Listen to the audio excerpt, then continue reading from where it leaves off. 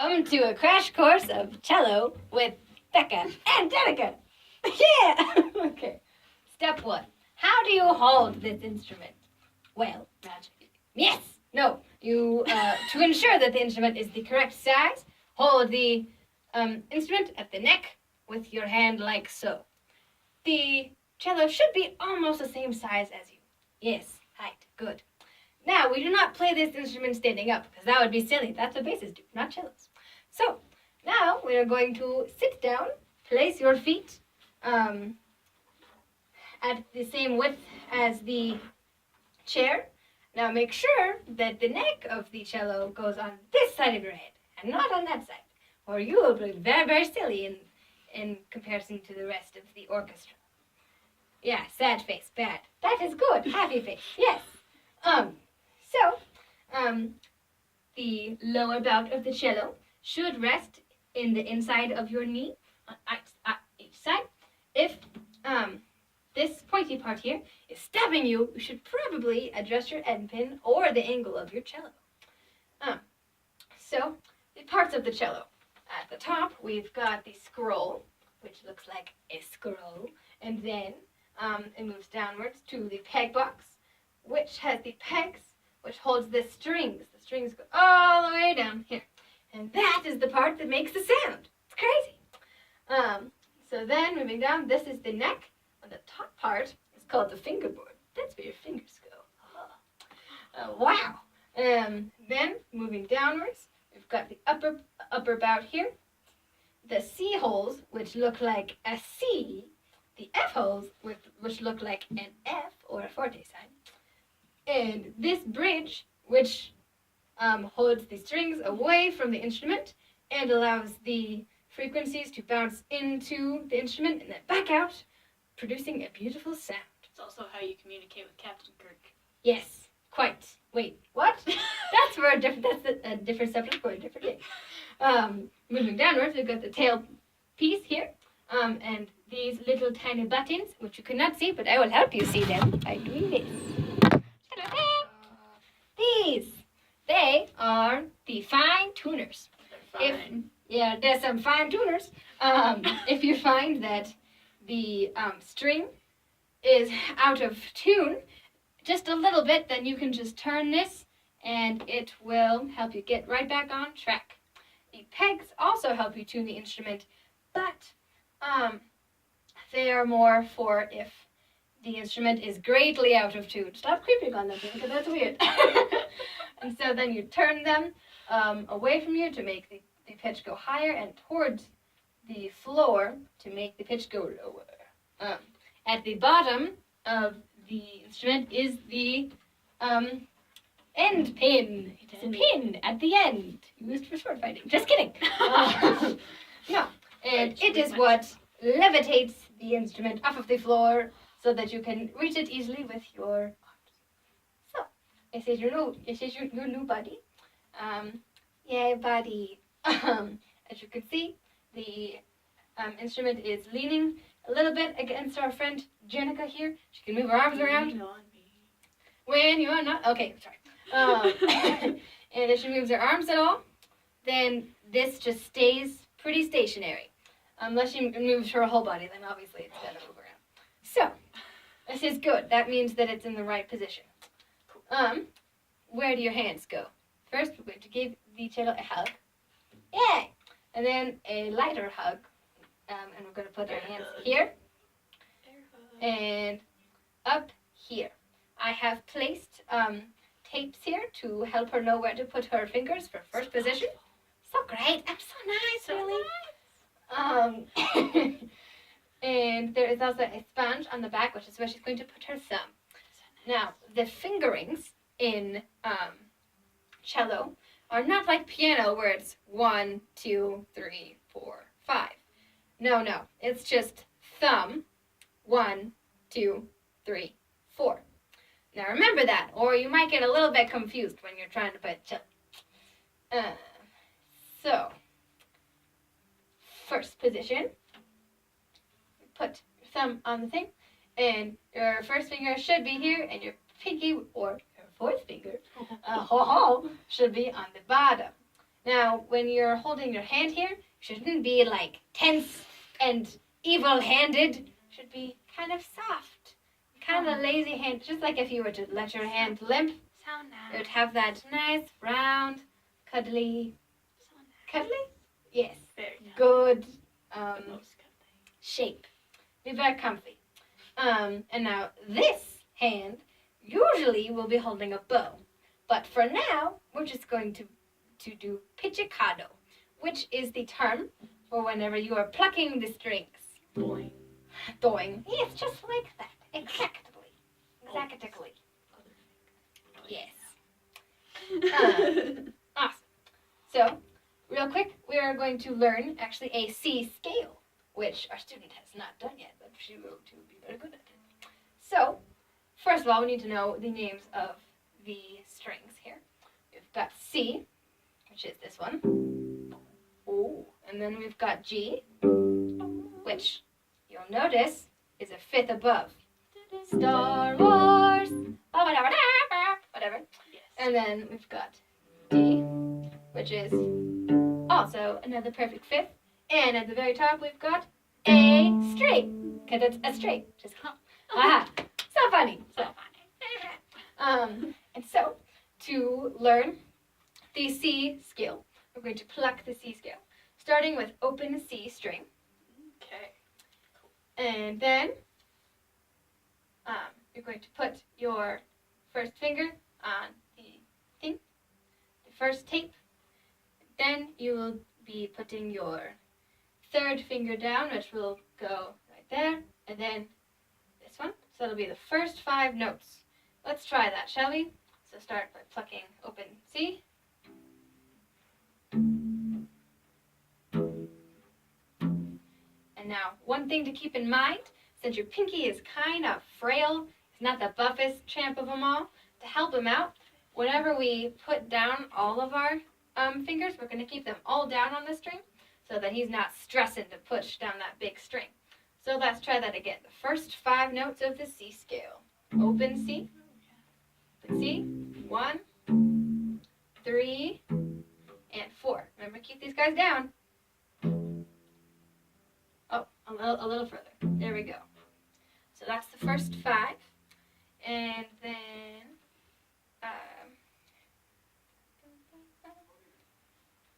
and now this one is G, so it's going to be open. And then put your first finger on the tape, and third, and fourth on the tape. Move it up a little bit. Woo! So that is a C scale. Da da da da. Shall we try that again? Now that we know where we're going. So the fingering for a C scale is pretty simple. It's just 1, 3, 5. It's O, 1, 3, 5. O, 1, 3, 5 on the lowest 2 strings. Sweet. So let's try that again real quick. So we got open string first. Oh, make sure you're on this on C scale. On the C string. I wanted to do G. Dang.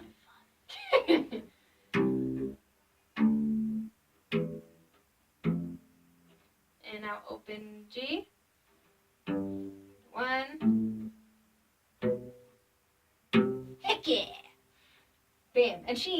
And now the next scale, you actually are very intuitive, and that G is actually the same fingering as C.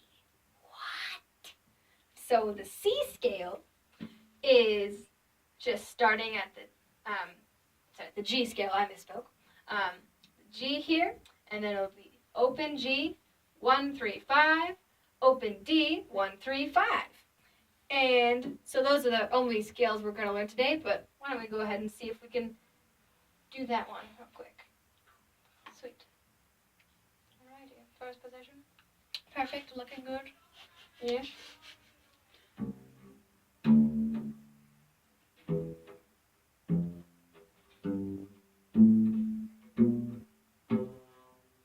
Sweet. Now let's try G, which will start on the second string. Open. Up a little bit. kind of a stretch. And now open.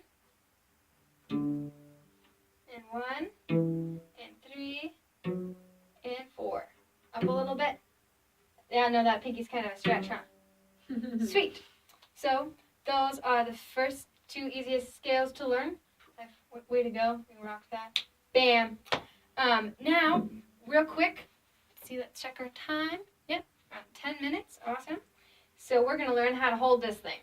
But before we learn how to hold it, I'm going to tell you the parts of the bow. So, this is the bow. Wow. And this is the bowstring, which, fun fact, is actually made of horsehair. Pretty neat. Yum. No. Not yum. So, starting at the bottom of the bow, this here black part, you see that? That is the frog.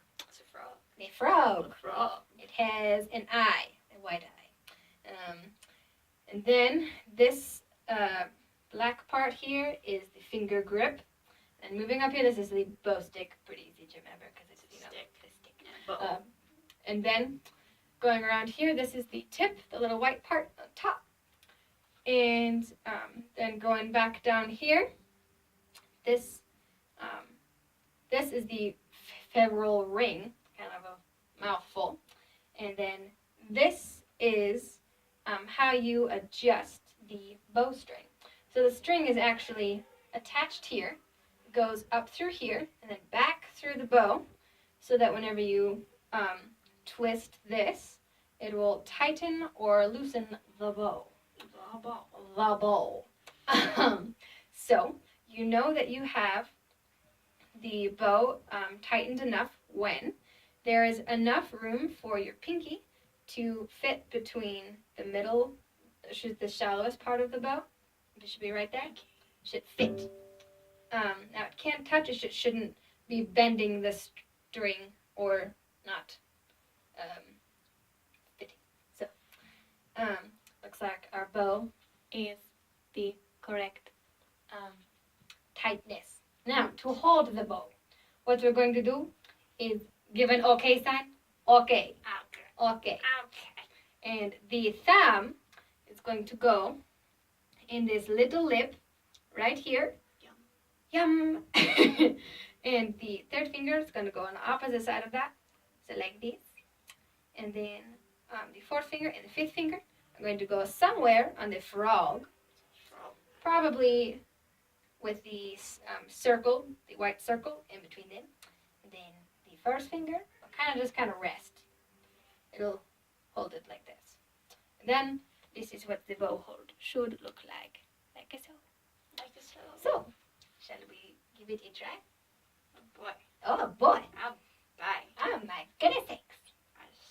I can't handle this.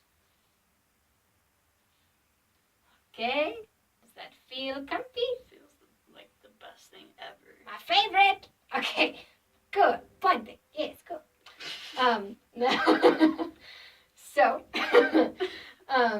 when you play the cello, the bow will be parallel like that to the cello. Now, as you switch strings, so let's go ahead and try to put the bow on the lowest string there. Yes.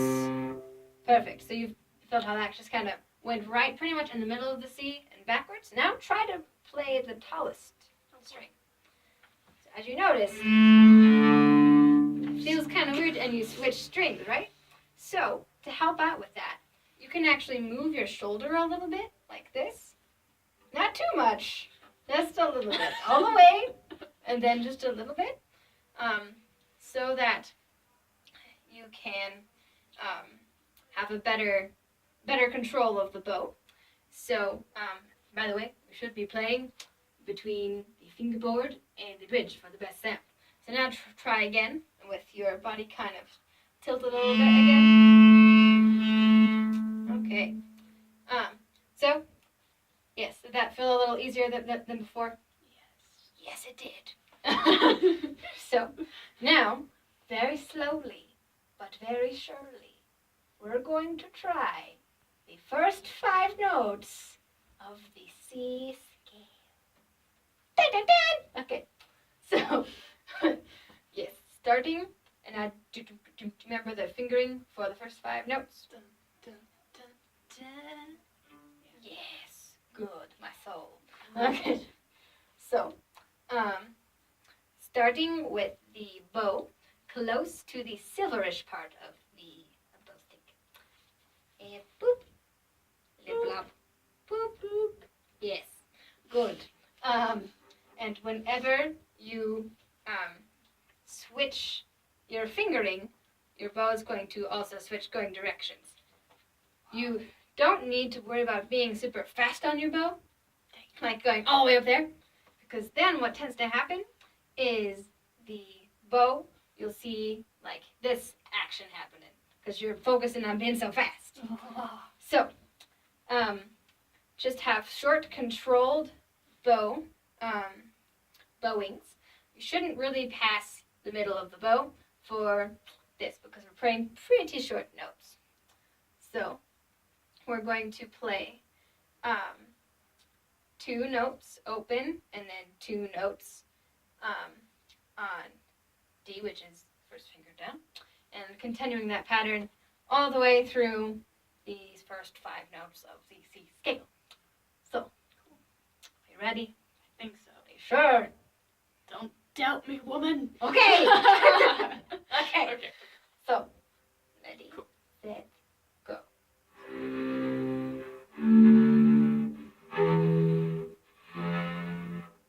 That's fine. Yay! That's a cliffhanger. And now we're going to start at C again, and we're going to go all the way up to the second C, Oh my. which means that we're going to have to switch strings. So, since you aren't skipping strings like from the C string down to the or up to the A string, you won't need to adjust too much, but it might help to, yes, make the angle a little bit more this way to play the second string. Okay. Yes. Do you want to practice without your fingers? Just practice switching from C string to this string. Let's do 1, 2, 3, 4. 1, 2, 3, 4.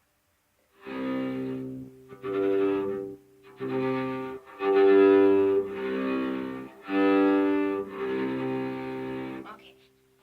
Getting is it feeling more? Feeling more better now. Yeah. Okay. So now we're going to just play the scale all the way up 1 octave from low C2. Ready? Oops. Ooh.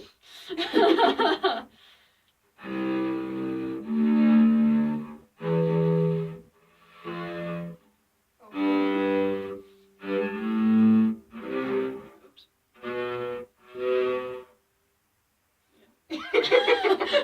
That's just the basic idea. Now, let's try going down. So we're going to start up there. Don't be afraid to put this finger down, because I feel like it looks like you're kind of tensing that guy up. He is mad. That's what middle Move. fingers do. Oh, did you get that? Okay, and let's try going down. Yeah. This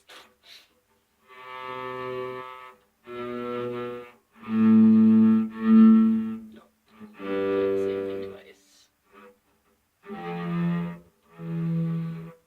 one. Yes! Good.